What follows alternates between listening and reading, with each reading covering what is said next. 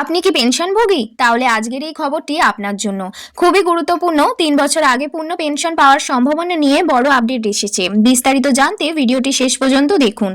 নমস্কার বন্ধুরা, আপনাদের প্রিয় চ্যানেলে অল টাইম আপডেটে স্বাগত। আজকের আপডেটে পেনশনভোগীদের জন্য একটি গুরুত্বপূর্ণ খবর নিয়ে আলোচনা করব।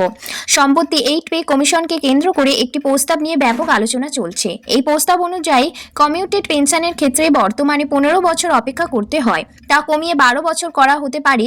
এই অর্থ হলো যেসব অবসরপ্রাপ্ত কর্মচারী অবসরের সময় তাদের পেনশনের একটি অংশ অগ্রিম গ্রহণ করেন, তারা আগের তুলনায় 3 বছর আগে পূর্ণ পেনশন পাওয়ার সুযোগ পেতে পারেন। যদি এই প্রস্তাব কার্যকর হয় তাহলে লক্ষ লক্ষ পেনশনভোগী আর্থিকভাবে উপকৃত হবেন, তাদের মাসিক আয় বৃদ্ধি পাবে এবং অবসর জীবনে আর্থিক নিরাপত্তা আরও শক্তিশালী হবে। তবে মনে রাখতে হবে, এই মুহূর্তে এটি শুধুমাত্র একটি প্রস্তাব।